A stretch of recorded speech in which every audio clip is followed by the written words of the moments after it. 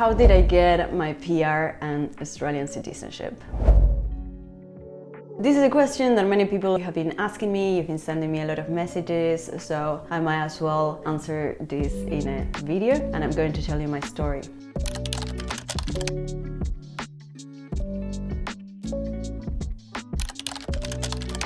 As I said in all my other videos, I was 21 years old when I decided to come to Australia. I had this inner itch that I wanted to have challenges and I wanted to travel. I wanted to meet people from other cultures. I wanted to challenge myself by studying another language. And I came across this article on how Melbourne was the most livable city in the world. That's when I told my partner at the time, hey, why don't we go to Australia? And he said, yeah, for sure. So that's when we decided to come here. So at the time when I decided to come to Australia, I was in the middle of studying my bachelor in psychology back at the University of Buenos Aires. But as I said, I just wanted to go abroad and study. So I started doing some research in Australia and I contacted an education consultant, mainly because their services are free and they helped me with absolutely everything from course enrollment to processing my student visa and getting me health insurance, etc. Later on, I saw that studying here in Australia was a bit expensive, was a lot of money. So I had really good grades back at uni and I had lots of extracurricular activities, and I talk about this in another video on how to get a scholarship. But yeah, so I decided to apply for scholarships to study here and just give it a try, right? And I got 2 scholarship offers, one at a really good university in Sydney and another one here in Melbourne. But because I was so determined to come into Melbourne, I decided to accept that offer. So yeah, and after that, of course, we started processing my student visa, etc. Okay, my partner, on the other hand, and I think this is something that will be very interesting to you, he had experience at a big consulting firm, one of the big 4s, and he said, hey, I'm going to work on the work and holiday visa and I'm going to give it a try. I really would like to get a professional job there. But he wanted to try to get a job before moving to Australia. And of course, many of you have been asking me about this because it's understandable. You want that certainty that when you move here, you're going to have a job. But I'll be honest with you, it's very, very tricky. Unless you have a lot of experience working at a multinational or your skills are in high demand, it's very hard to get sponsorship outside, right? It's called offshore. It's very hard. 10, 15 years ago, that was a bit easier. Today, it's not. It is possible though, and I have many friends who got transferred from, for example, one of my friends was working in England and then she got transferred to work at the same company here in Australia, but they need to have a very specific set of skills, but everything is possible.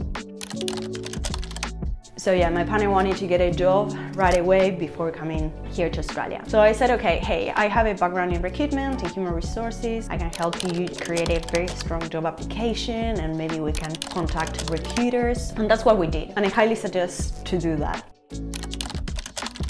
We did that. We created a very detailed action plan, his letter of presentation, cover letters, resume. We started contacting recruiters on LinkedIn and we actually have lots of calls. At the time we were using FaceTime and Skype, and they said, hey, your background is really good, but we prefer you to be here. And employers, especially at big consulting firms, they want you to be here in order to make sure that you're a good fit as well for the company.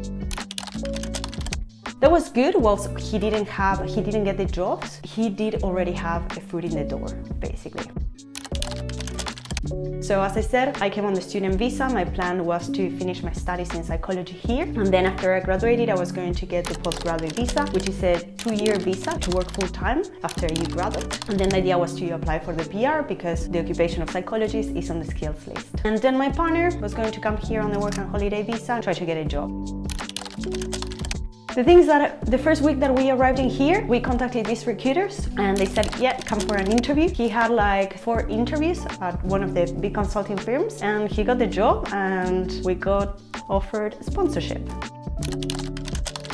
So basically it was immediate sponsorship. After 4 years of being on the 457, we applied for permanent residency, and then after 1 year on the permanent residency visa, we applied for citizenship. Look, you might be saying, oh, you're very lucky. Were we lucky? Yes, maybe. I do feel grateful and lucky because otherwise I would have had to go through all the process of getting the postgraduate visa and then applying for PR as a psychologist, but it was so much easier and much faster what we did with my partner at the time. But at the same time, I like to think as well that we took a lot of time on planning strategically how we were going to be networking with recruiters. We both use our expertise. My partner, he used his background in actuarial science and data analytics, of course, to sell his skills, and I used my background in recruitment and human resources to create that action plan to contact recruiters in a very, very smart way. And you really need to brand yourself and sell your skills and market them. I know many people feel very uncomfortable when they hear the word marketing, but you really need to sell your skills. I know many people who are super qualified, but they really downplay their expertise, or they don't feel comfortable talking about their achievements on the resume. And you really need to try to adjust that mindset, because you need to stand out and you need to build your confidence so you can really sell your story. You can really demonstrate employers and recruiters the value that you can bring to the company, especially if you have a strong background and lots of expertise and experience. And in my case, I didn't have as much experience as my partner at the time, but still, whilst I was studying during my last year, I secured 6 interviews with a big consulting firm. At the end, unfortunately, I didn't get the job because it decided to stop, but I got to the interview with the partner and I was a nobody. Really, I was a nobody, but I had to work on building my confidence and use all the experience that I had in order to demonstrate that I could do the job. So yeah, it's a lengthy process, it's a lot of hard work, but yeah, it's possible, it's super possible. I have a lot of free content here in my channel, lots of videos on everything you need to know about working in Australia, how to apply for a job, how to write your resume, how to write your cover letter. You have a lot of information here, so try to make use of those resources. If you have a question, leave a comment on the video and I'll try to answer. I have a lot of expertise in this area because I've been working for over 6 years in the migration and human resources field, working in job-ready programs as well and helping migrants with their job applications. So I really hope you're getting value out of all these videos. And if you like this video, like and subscribe to support the channel. And yeah, I'll see you next time. Bye.